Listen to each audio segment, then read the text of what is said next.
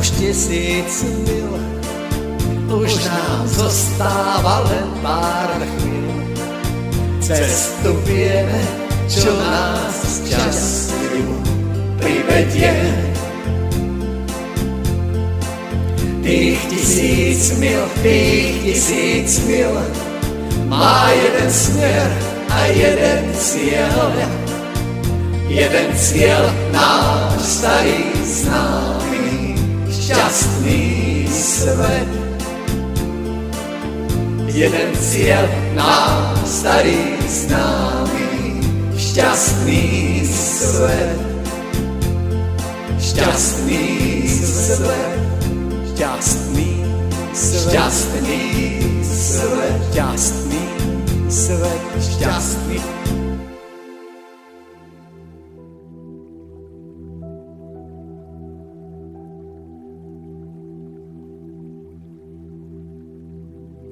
Ahojte, moji drahí priatelia. Vítam vás pri záverečnej časti našej série o 3 kľúčových energiách. Prvej sme sa naučili o sile očakávania. V druhej sme objavili hĺbku dôvery.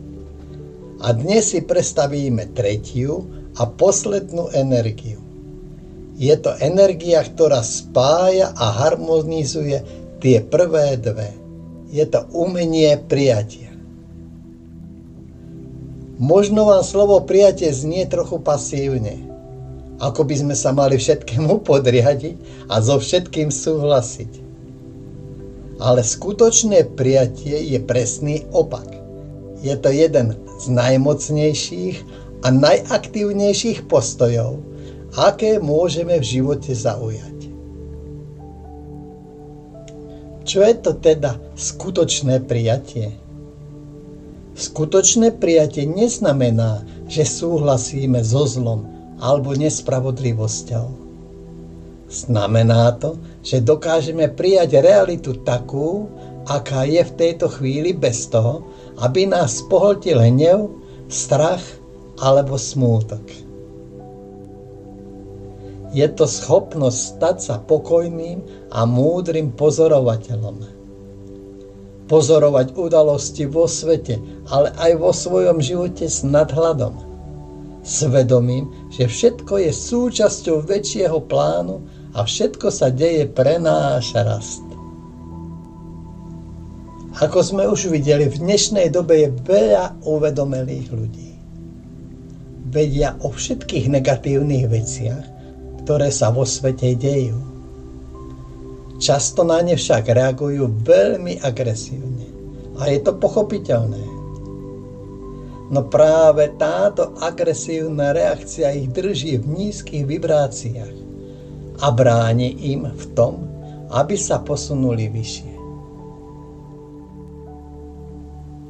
Umenie prijatia je teda schopnosť vidieť, vedieť a rozumieť, ale zároveň si udržať svoj vnútorný pokoj a vysoké vibrácie. Je to kameň úrazu pre mnohých z nás, ktorí sme teoreticky zdatní, ale v praxi nás stále ovládajú emócie. Aby sme mohli žiť v šťastnom svete, naše vibrácie musia byť trvalo na vysokej úrovni. Nemôžeme si dovoliť, aby nás každá zlá správa a nepríjemná udalosť stiahla dole. Keď zvládame umenie prijatia, stávame sa nezraniteľnými. Žiadne ťažkosti ani skúšky nás nemôžu vyviesť z miery. Všetko prijímame s vďačnosťou a s pochopením. Nie ako trest, ale ako príležitosť na učenie a rast. Človek, ktorý ovláda prijatie, nie je otrokom okolností. Naopak, je to sebestačný človek, ktorý si je vedomý svojej hodnoty. Prekážky na svojej ceste vníma ako výzvy, ktoré mu pomáhajú objaviť svoju skutočnú silu. Pre neho je život vzrušujúca cesta, plná dobrodružstiev. Skúsme si predstaviť, Ako by vyzeral taký šťastný svet, kde všetci ovládajú umenie prijatia. Bol by to svet bez posudzovania a kritiky. Každý by rešpektoval cestu toho druhého, pretože by chápal, že každá duša má svoje vlastné lekcie. Bol by to svet bez konfliktov, pretože by neexistoval dôvod na boj. Namiesto hnevu a strachu by vládlo porozumenie a súcit.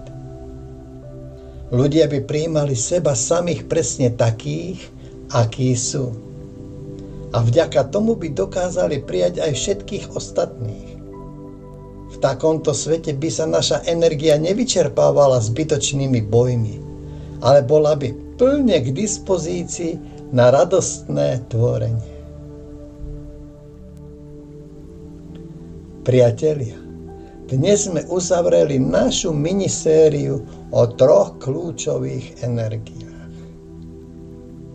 Očakávanie nás učí tvoriť budúcnosť s radosťou a trpezlivosťou.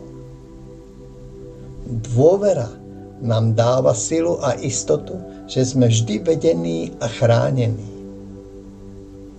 A prijatie nám dáva vnútorný pokoj a slobodu, aby sme si dokázali udržať vysoké vibrácie za každých okolností.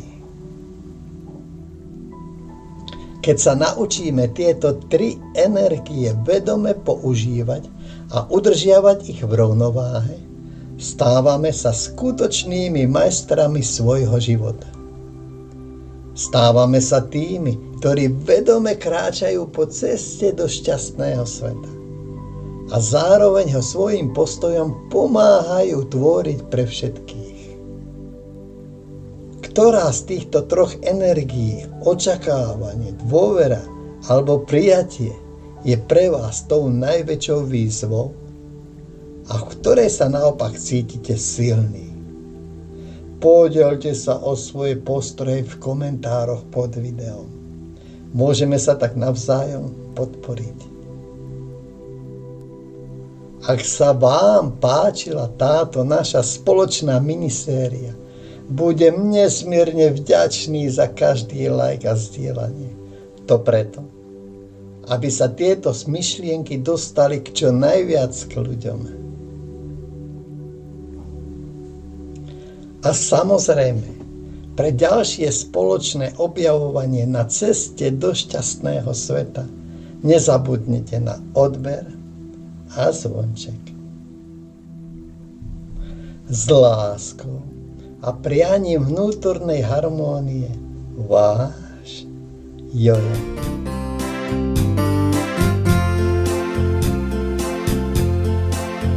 V nohách máme už 1000 mil, už nám zostáva len pár chvíľ. Cestu vieme, čo nás šťastiu privedie. Tých 1000 mil má jeden smer a jeden cieľ. Jeden cieľ náš starý známy, šťastný svet. Jeden cieľ náš starý známy, šťastný svet. Šťastný svet. Šťastný svet, šťastný svet, šťastný svet, šťastný